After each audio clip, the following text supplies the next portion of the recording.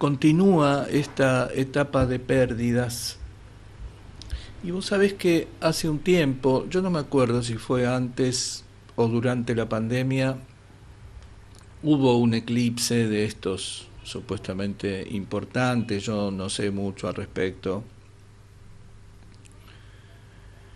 Y por sugerencia de un amigo, o creo que me lo envió él, no recuerdo bien, ahí decía para mí que el eclipse iba a provocar una gran reformulación de mi vida, de mi estructura, de mi sistema, y que eso se iba a producir porque iba a haber grandes pérdidas y varias pérdidas. Yo no puedo pronunciarme acerca de eso porque no tengo la menor idea, pero por lo menos tiene una enorme relación con lo que efectivamente fue pasando. Pérdidas tremendas. Estoy experimentando duelos que no había experimentado antes y que no tenía idea de que podían ser de esta índole. Empezó con mi madre hace más o menos un año y medio.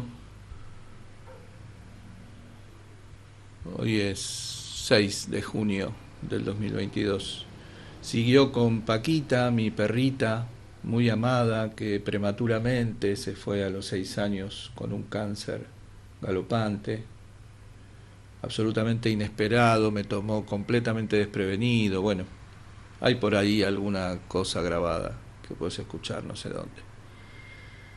Bueno, por supuesto que ya no tengo tíos ni tías, también hace bastante tiempo ya se fue un primo con el que yo no tenía una relación estrecha, pero que se suma, por supuesto, al sistema de la pérdida.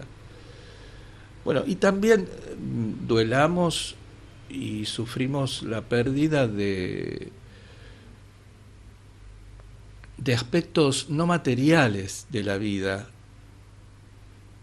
Por ejemplo, mi hermana, una persona grande, más grande que yo, y un infarto que tuvo muy importante, del cual, por supuesto, que está viva, pero no se pudo curar, digamos, ese infarto, no se pudo poner un stent, todo eso. Entonces está en una situación delicada, un equilibrio delicado.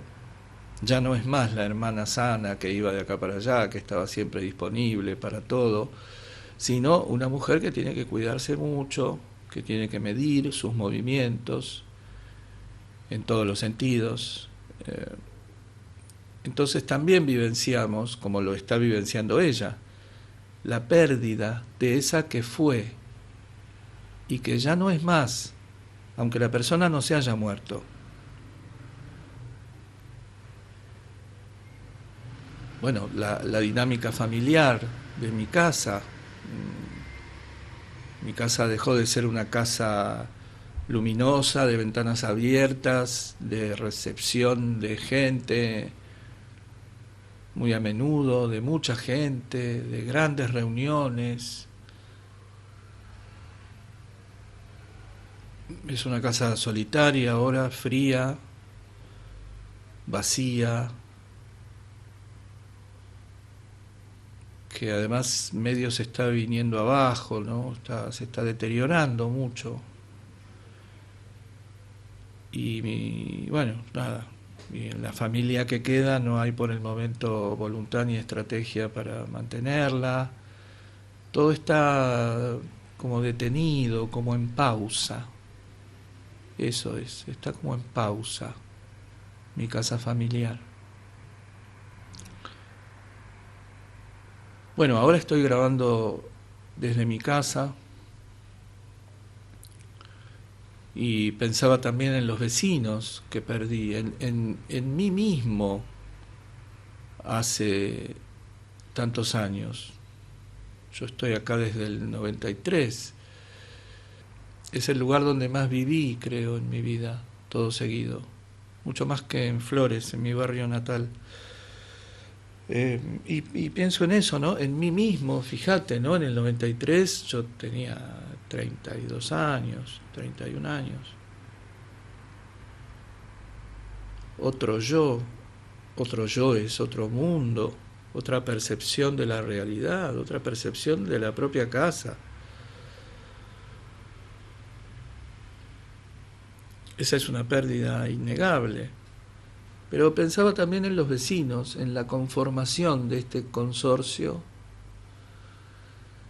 que prácticamente es otro. Los menos se mudaron, los más se murieron.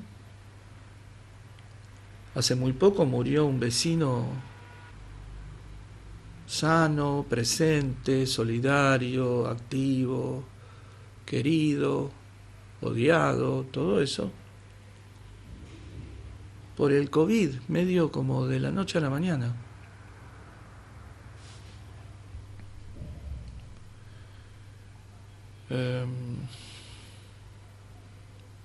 También pensaba en la pérdida de los lugares, esos lugares, no sé, bares, restaurantes, que frecuentaba, donde me gustaba estar, donde me pasaba gran parte de la vida. Y algunos no existen más, y otros existen, pero no son los mismos, y tampoco yo lo soy. Yo no soy los mismos que era entonces, soy otros.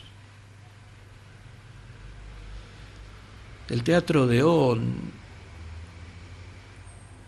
en Esmeralda y Corrientes, donde hice tantos descubrimientos, tantos. No hay un teatro ahí, no sé qué hay. Primero hubo un estacionamiento digo, supongo que seguirá, no lo sé.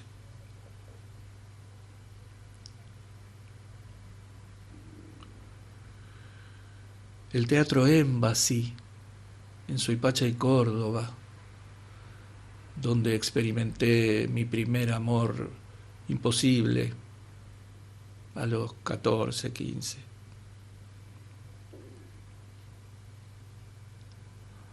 En el Teatro Embassy tampoco hay un teatro, no sé qué hay.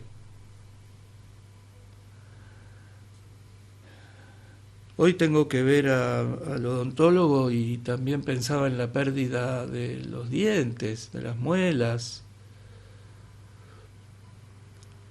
la pérdida de ese paciente odontológico que consulta por una caries o por un tratamiento de conducto o por una limpieza o blanqueamiento,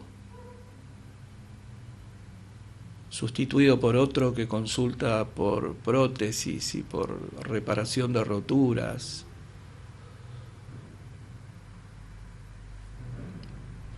La boca es cada vez más un objeto inerte y no una parte del cuerpo, como el pelo. El pelo, el cabello, digo, ¿no? No está más. Está ralo, cuando crece, crece desordenado, caído, débil, envejecido. Se van achicando las posibilidades, por supuesto, ¿no? También esa capacidad se va deteriorando del cuerpo, la posibilidad de elegir el corte de pelo, ¿no? Cada vez hay menos opciones. Y en algunos casos no queda ninguna más que la aceptación de la única que queda. Y siguiendo con la pérdida, pensaba también en todos los objetos que perdí. Recuerdos, juguetes. No sé, ayer veía un video sobre el borscht, ese guiso, sopa de Europa del Este, y pensaba que yo tuve mi primera receta de borscht y hacía en mi casa, me acuerdo en Mar del Plata, una vez que estaba trabajando en el departamento, hice un borscht para el elenco, creo. Eh, no tengo esa receta, no me acuerdo cómo lo hacía.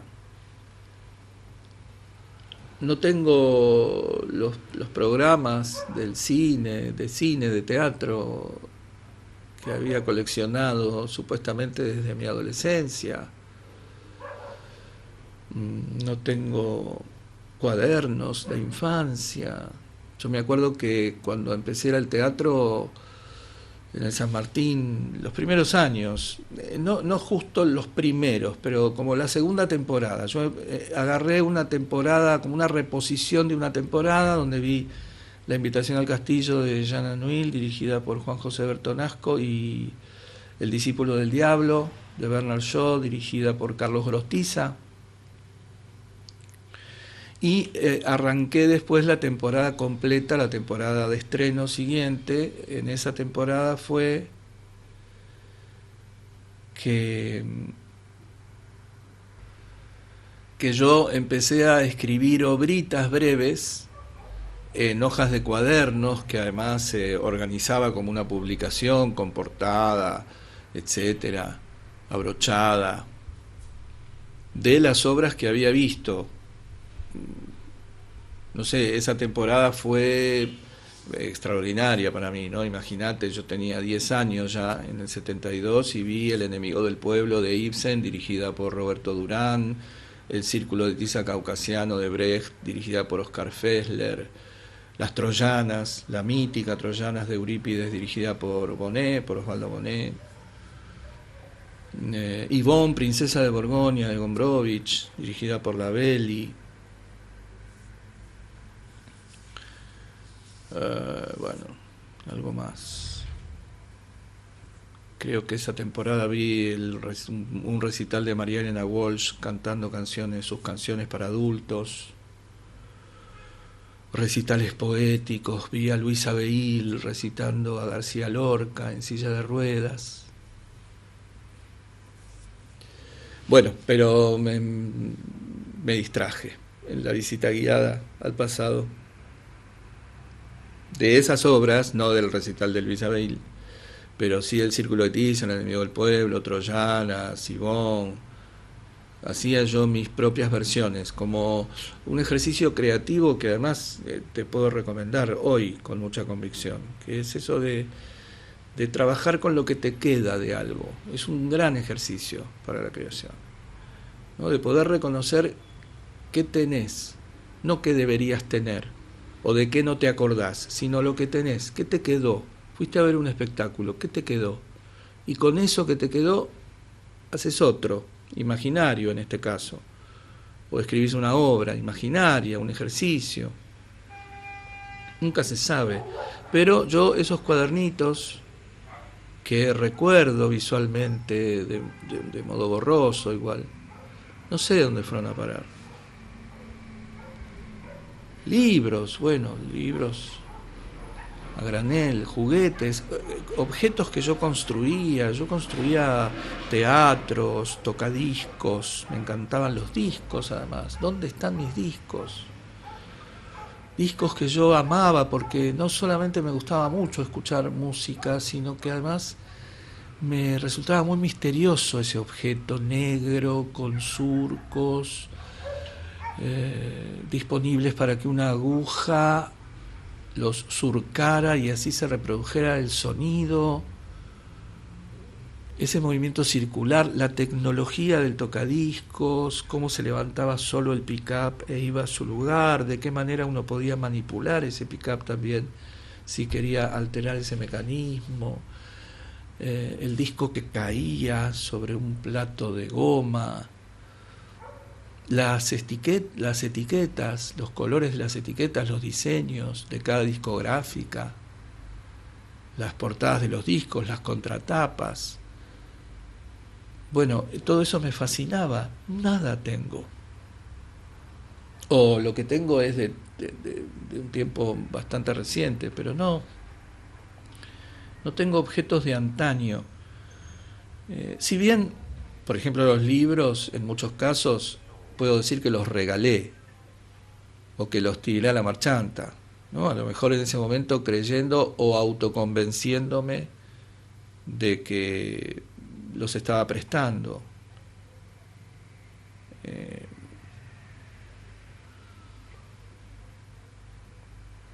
sé yo, no sé, una persona, un profesor de la secundaria que había decidido dedicarse al espectáculo y que raramente me eligió a mí como asesor, digamos, que yo le dijera qué tenía que leer, qué tenía que ver para poder ingresar al ambiente artístico, ¿no? Una cosa rara. Y va, no sé si tan rara. Y yo me acuerdo que le presté casi una biblioteca entera, le llevé a la casa. Yo creo que hasta fuimos con su auto a buscar los libros a mi casa. Siempre me negó después que hubiera pasado eso. Nunca más vi los libros. Una persona que estuvo prófuga, me enteré después varias veces. No creo que por el robo de bibliotecas, pero... así que a veces pienso que las cosas se me perdieron, que alguien maliciosamente se las llevó, o que yo, en la borrachera colosal en la que viví gran parte de mi vida, no de alcohol real, digo borrachera metafóricamente, en el torbellino emocional, mecánico, inconsciente en el que estaba, pude haber regalado todo eso, pero no encubiertamente, como puede ser eso, prestarle un libro a una persona que sabes que no devuelve las cosas que le prestan y esperar en vano que eso cambie, sino de regalar, toma, llévate. De algunos regalos me acuerdo, pero de los que me acuerdo son aquellos momentos en que fui feliz regalando algo, que tenía sentido hacerlo. Pero creo que hubo regalos por sacarme de encima algunas cosas, por creer que deshaciéndome de cosas queridas iba a conseguir algún beneficio, no sé, para no hacerme responsable de ese pasado, para hacerme el bueno quizá también con la gente, para que la gente me apreciara, dijera qué generoso, mirá lo que regala, sus tesoros más queridos, no sé, o una ofrenda quizá.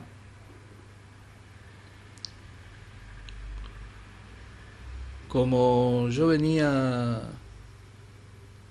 de una estructura familiar que si bien era singular y tenía sujetos y sujetas protagonistas y hacedoras de esa situación, también era colectiva.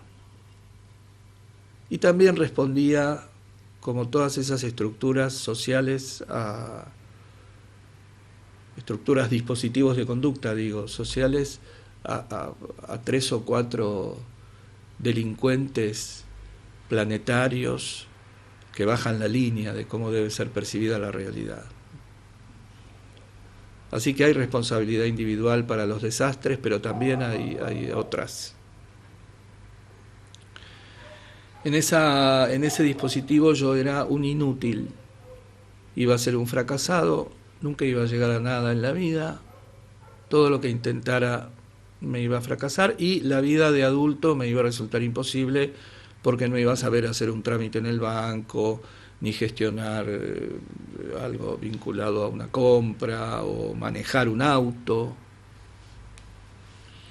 Y yo todo eso me lo creí y se quedó en mí como mi universo, la percepción de mí fue esa, hasta no hace mucho, hoy tengo 60 y no hace mucho que pude decir con convicción y con la conciencia de que no estoy mintiendo, que eso está casi superado, porque a veces se vuelve a presentar y a veces sin presentarse hace su efecto. Es mucho menos frecuente, mucho menos, dura mucho menos tiempo, me doy cuenta mucho más rápido y lo resuelvo con mucha más eficacia. Pero eso no quiere decir que se haya ido. Soy un inútil recuperado, en recuperación, pero no curado. No se cura eso.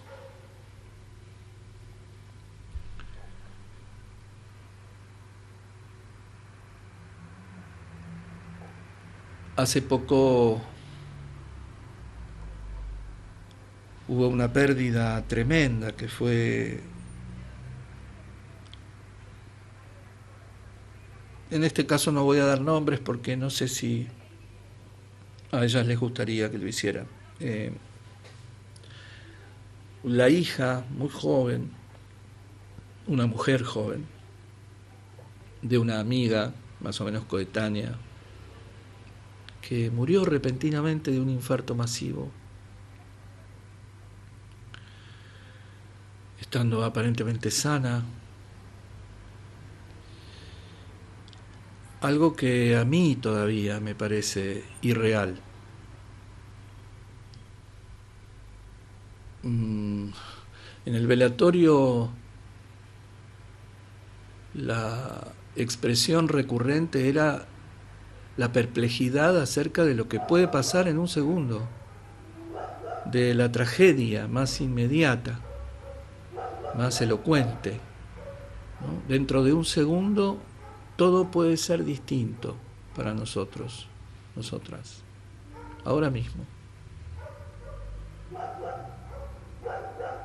Y no podemos explicarnos qué pasó, cómo fue, por qué, para qué. Si estamos menos prevenidos podemos empezar a delirar, a divagar acerca de la justicia, la injusticia, la existencia de Dios, el destino. Nada sabemos. Y vos sabés que me pasó algo parecido a lo que me había pasado con María Esther, de esto del reconocimiento del sistema que nos contiene, porque uno de los contactos, el primer contacto que yo tuve con esta chica que murió fue cuando quiso ser alumna mía de dramaturgia. Era muy jovencita en ese momento, tenía creo que 18 o 17. Y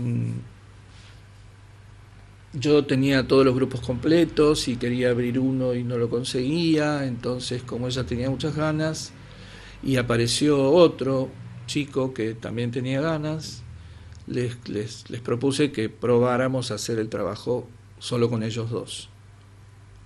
Bueno, me parece que no funcionó el trabajo. No viene al caso esto de todos modos, porque lo digo porque confirmo esto de que seguramente en ese momento les habré dicho, yo no creo que funcione porque dos personas son un número poco dinámico para un trabajo de taller, pero bueno, y se confirmó. Eh, Más allá de esto, yo de este chico no tuve más noticias tampoco, o algún contacto muy episódico, o haberlo visto como actor en alguna serie, en alguna película, pero tampoco tanto. No forma parte de mi universo, no está presente todos los días en mi vida. Y al día siguiente o al otro de que partió esta chica, una plataforma de videos, de series que tengo, me recomienda una serie de la cual él es uno de los protagonistas. Eso, solo eso.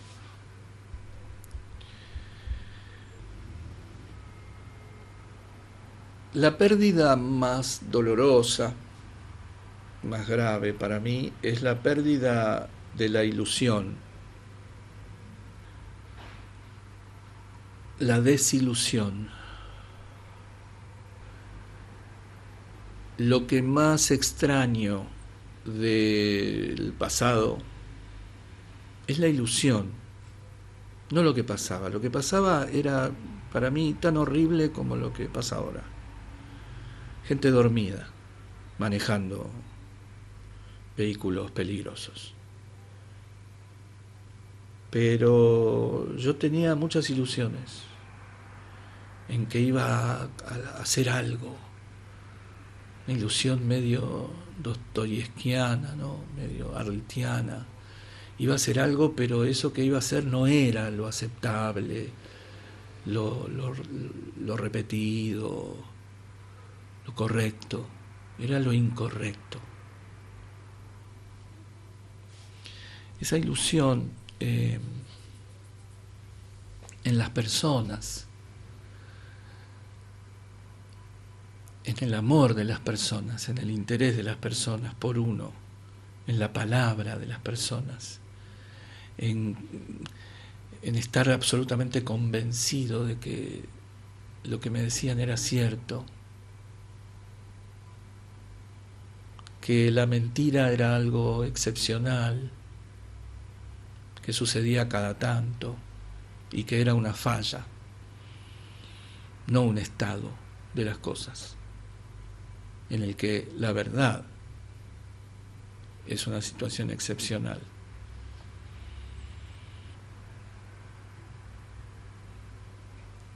Claro que justamente creo que por esa autopercepción de inútil, fracasado, mediocre, incapaz, se me producía, mira qué curioso, ¿no? Cómo somos. Siempre tendí a sobrevalorar a las personas que me rodearon, a imaginarlas mejor de lo que eran, no porque no tuvieran méritos, pero más de los que tenían, y negación de sus defectos, de sus fallas, de sus déficits. A lo mejor sí me sentí perjudicado por esos déficits, o irritado, o fastidiado, o trabado, ¿no? Eso, una resistencia negativa, no creativa. Pero al mismo tiempo, claro, como hacemos, tan astutos para justificarnos, al mismo tiempo lo negaba. Para que las personas que se relacionaran conmigo fueran fabulosas, las mejores.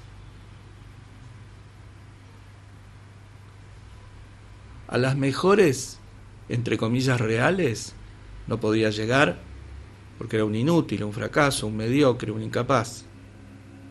Todos se iban a reír de mí, además.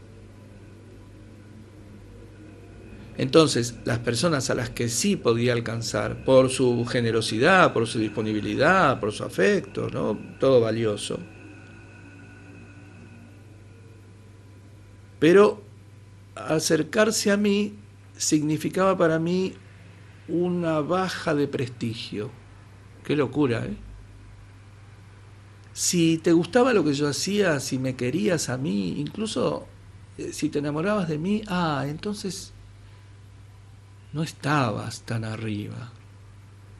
Porque si no, ¿cómo te vas a interesar por este incapaz, mediocre, inútil, incapaz? Entonces, como defensa a eso, inventaba que eran excepcionales, que eran mucho más que aquellos que se iban a reír de mí.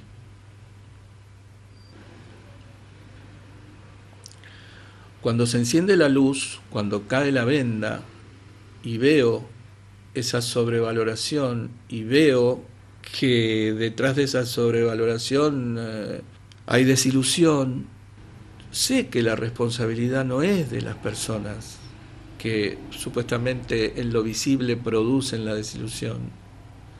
La ilusión es una creación de uno.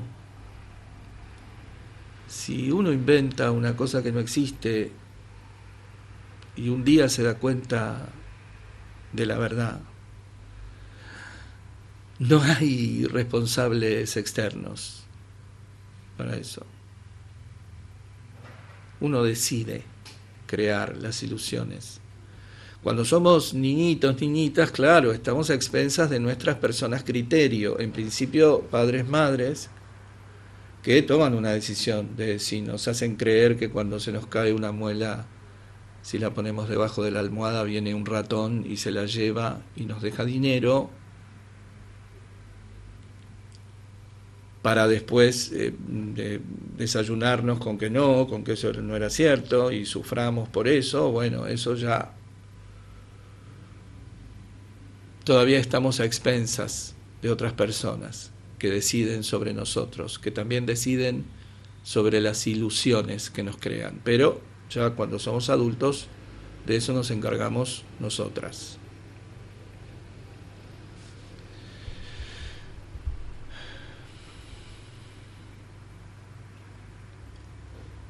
María Esther sigue tan presente en su ausencia. No porque yo la frecuentara demasiado, yo no tengo la práctica de la cercanía de las personas que quiero. Sé que las quiero. Creo que las amo más que las quiero. Pero creo, ahora que te lo cuento, que siguiendo a Gurdjieff en esto, porque hay mucho barullo teórico sobre esto que te voy a decir ahora, yo creo que amo la esencia de las personas, la esencia que intuyo, pero no la personalidad. La personalidad es jodida. Bueno, según Gurdjieff, por si no estás al tanto, puedo decir muy rápido que la esencia tiene que ver con lo innato, con lo que uno trae, y la personalidad es un constructo, es algo que se va haciendo a lo largo de la vida, justamente relacionado con lo que hablábamos antes, ¿no? Las personas criterio al principio, cuando no lo tenemos nosotros, y nuestro propio criterio, cuando ya lo formamos. Eso resulta en la personalidad. Ahí siempre hay problemas, siempre hay disturbios, no conflictos creativos, disturbios. A veces hay personas a las que yo entiendo que les cuesta entender esto y piensan que es desapego, que es desamor. La verdad que no. Creo que, no sé, esto era por María Esther, ¿no? Que yo siento tanto su ausencia y a lo mejor no estuve tan presente, ya te lo conté eso aparte, que un poco me tortura a veces. Y fíjate, desde María Esther me acordé de un cuento de Guy de Maupassant que se titula El collar. Uy, se está haciendo largo esto, pero bueno, es largo. Lo podés dividir, lo podés escuchar en 2 veces si te aburrís. A lo mejor también te puede servir para dormir. El collar de Guy de Maupassant, porque yo te conté, creo, que en el taller de María Esther, que era un taller que funcionó el primer año María Esther le alquilaba el estudio, un estudio modesto, a Alejandra Boero en el centro, y después a partir del segundo, ya te lo conté, fuimos a Lima y México, y ahí estábamos en una habitación de pensión, una especie de esa transición que hubo históricamente en los 60, 70 del conventillo a la pensión. Era eso, un conventillo pensión donde María Esther alquilaba una habitación que cualquier otra persona alquilaba para vivir, pero para dar clases. Utilizábamos la cocina de la pensión, el baño de la pensión. Era muy pintoresco todo.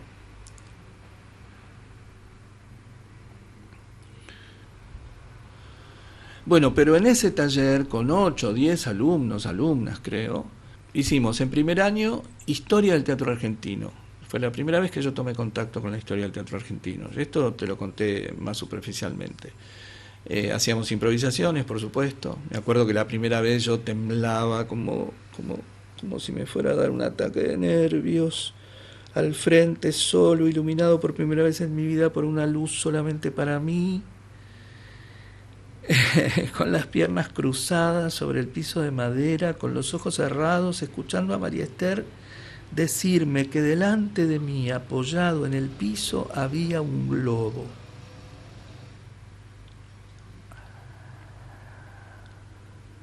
Vértigo. creo que me preguntó de qué color era y yo le dije amarillo. Y el salto al vacío brutal fue cuando dijo, bueno, ahora va a abrir lentamente los ojos y el globo va a estar ahí. Y tuve que jugar con el globo. Bueno, eso hacíamos, improvisaciones por supuesto, y también aprendíamos a trabajar con la palabra a través de la poesía. Nos daba un poeta, un poema, no un poeta, un poema. Nos daba un poema a cada uno, cada una. A mí me tocó el poema conjetural de Borges, que lo mencioné hace un tiempito.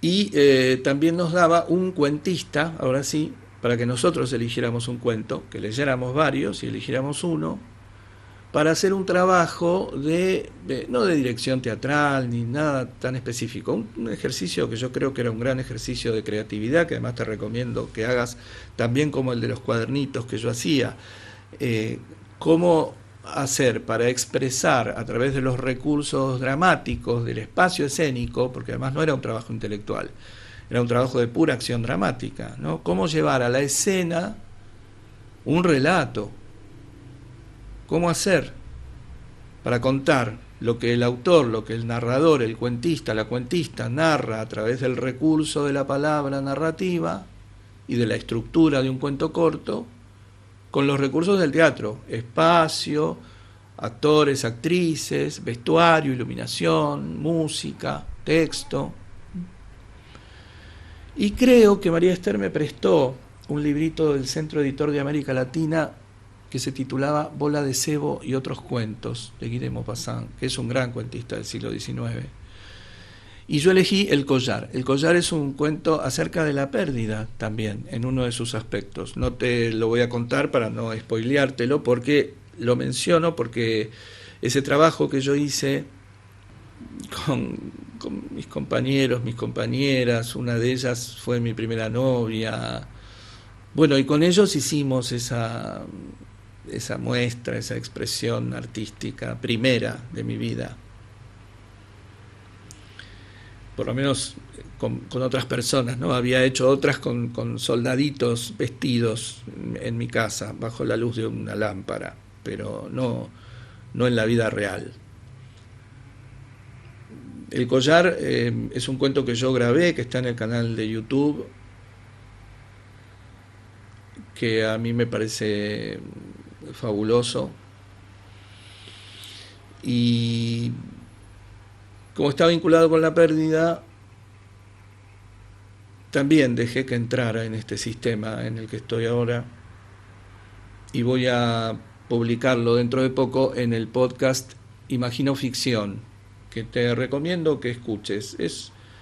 Quizá puedas ver que sea desigual el repertorio, a lo mejor hasta se puede cuestionar la calidad de algunos episodios, pero yo creo que hay algo que tienen y que es un atributo muy grande, y es espontaneidad, genuinidad y aceptación de lo que se tiene en el momento del trabajo, y la utilización de los recursos y las herramientas para sacar de eso que se tiene lo mejor que se pueda. Y me parece que eso da como resultado siempre un organismo que es interesante. En algunos casos te puede subyugar, así de una, y otros casos te pueden producir resistencia, pero yo siempre recomiendo que se trate de superar la resistencia. Las resistencias a veces son pruebas que tenemos que atravesar para encontrar lugares, objetos más genuinos quizá que los que se presentan derecho, sin conflicto. Vale la pena atravesar la resistencia. Se puede atravesar la resistencia, ¿sabes cómo? Disminuyendo la intensidad del juicio de valor o desterrándola directamente de tus procedimientos. No es necesario el juicio de valor, no es imprescindible, no cambia nada.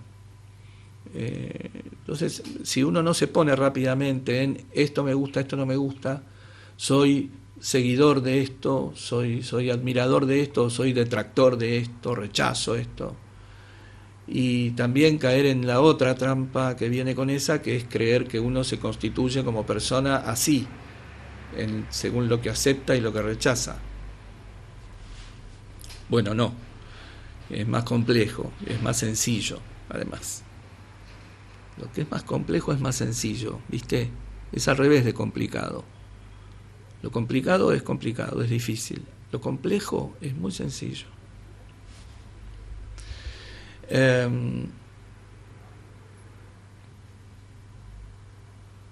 Muchas gracias.